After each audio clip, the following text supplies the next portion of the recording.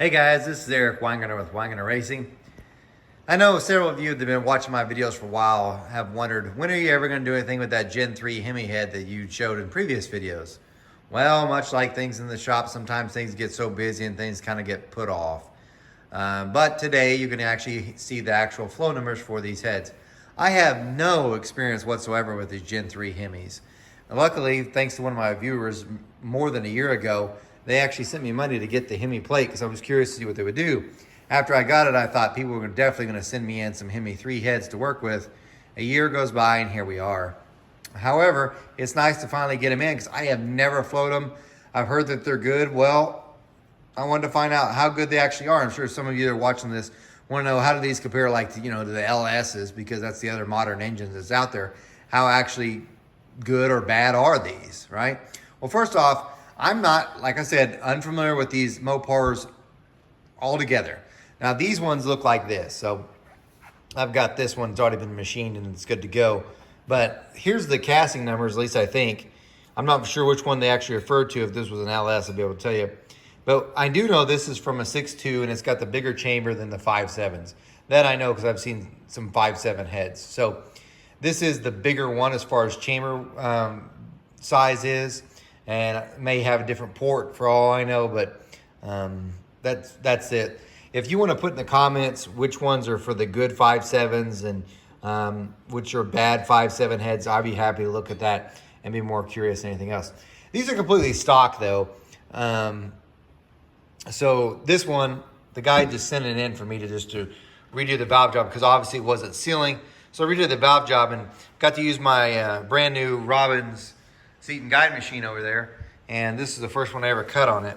And it turns out beautiful. So this is a 45-degree valve job. These are 214 intake valves. They have a 1.650 exhaust valve. And I was more conservative on the exhaust side because I don't have time to blend any of this in. So I wanted the valve job to come in with little to no extra work as far as blending. And this one nailed it. So the intake valve job came in really nice. Almost damn near perfect. The exhaust, you still got the ledge from there, but again, and there's no ledge behind it. So that's what it is. It got milled 4,000. So if you're wondering how is warpage bad on these heads, actually not really. So they clean up really, really nicely. So the bore I have for this is a 410. So that's the bore size, a 410 bore. So I don't know. As far as your Dodge stuff, I think if you overbore like the 6.2, I think you'll eventually get to 4.1. I think that's about the biggest you can actually go. But anyway, here's the flow numbers. So these are stock. This is not like this modified. So I actually flowed it before doing the valve job. So what you see here is not what I flowed. This is completely stock. So if we look at the numbers, they're strong. Look at that 400 number. That's 285. That is a huge number. Just to reference, we'll do reference from different engine families. A good 23-degree small block Chevy head at 400 is going to flow about 250s, 260s. That's 23-degree low port. A 13-degree small block Chevy head will flow about 285, and the really good ones will flow in the 290s. If you're doing the LS stuff, an LS3 will flow right about 265, 270 at 4, and the LS7s, they're about 270, almost cracking 280. Point being is, and by the way, this is not ported, as you can tell, it's as cast, completely as cast. 285 at 400, that's king, it's killer, killer. This 228 number, you know where you'd see that? That's at 300, by the way. That's what you would see from a 225 intake valve on a 4310 bore, big block Chevy. So these things move a lot of air. As far as peak numbers, I want 344 at 1 inch, which I know like no one runs a 1 inch. Some people do, but I doubt it's with this casting. So let's deal with the more realistic things. At 600, that's 327. For a factory head, that's outstanding. Now you might say, well, how's that compared to like an LS3's head? They flow like 317. This is 10 CFM better with the smaller valve because an LS3 is a 2165. This is 214. So great there. Exhaust side is not bad itself. I mean, look at 400 to 184, and it goes up to 214. And exhaust ports, in all fairness, are pretty small, so they're nothing that great. Now, there is a reason for it, and I do wonder why they ever put a 1.650 intake exhaust valve in this. But let me tell you why you don't really need a lot of exhaust flow with this deal. On a Hemi configuration, the air can come out and go right to the exhaust port. So during overlap, when the valves are open during the camshaft period called overlap, if you don't have it exactly right during that phase, it'd be really easy for air to actually go right out your exhaust port. On a wedge head, like an LS3 or even small block Chevy stuff, when the ports are like this, or more like that, I should say, what happens is the air has to go around and then come out. So because of that, you can have, you have to be less critical with the wedge head being like that flow because with overlap, just because it's not as easy to go out the exhaust, unlike a Hemi. So in other words, you for sure can't put in the same camshaft you would in a wedge head. The other part to this is if the exhaust flows too much air, there's a chance you could also just take out more of your intake. So I bet you the exhaust port on, let's say, a LS3 or LS heads and small blocks, even Fords, aren't near as critical as probably are this. And what I mean by that is you could probably make these the wrong size and move too much air and really hurt things and make the airflow go right out the exhaust.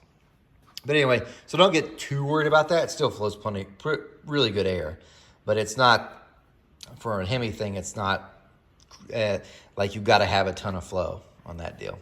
So anyway, there's that. You might say, well, what did it do after this? This did pick it up all of 5 CFM. So this right here, which I have the numbers, but I gotta hold my camera over here so I don't reveal the customer's name. Give me just a second, I'll show you. There we go. This is what the valve job did. Nothing else, simply valve job. We look at the intake side. It's a little bit worse at 1. Same pretty much at 200 lift. 300 is almost exactly the same. 400 I gained about 3. 500 gained 2 CFM. Gained 3 there. Looks like 2 there. About 4 there. So it ends about, like I said, about 4 to 5 at peak. Most of it's in the 2 range, so it's about the same, which was regardless because it needed a valve job anyway because it wasn't sealing. The exhaust side, that was a weird one. I was probably too conservative on this exhaust valve job. I probably could have gone more aggressive and it would have picked up a little bit more, but I didn't want to mess with this head as far as the exhaust flow, and it did some little bit different things. It's worse at 1, better by 4 at 2, considerably better at 3. It's the exact same at 4, and at 5 it loses 3, and then it's down from this point. So at some point it's almost down to 8 CFM at peak. So it's better here, worse here. That's just, I just guessed the wrong valve job. I shouldn't say it's not bad. It perfectly seals up and stuff, and it'll run fine. It's just, there's probably another one that's better that I just don't have to use on this. But anyway, if you're wondering how good these are, they're good. They're fantastic. As far as flow numbers for out of the box, non-ported stuff, they're pretty good. I can see why they make really good power. Got your dual spark plugs too. So anyway, I thought I'd show you that. I told you I'd do it. Am I gonna do any port work with this? No. The customers need to get to running this on this truck. So it's going out the door relatively quickly. So, but anyway, maybe someday. But guys, thanks for watching. Sorry this seems a little long-winded. I want to give you as much information as possible. Remember, I'm no Superman. You guys take care.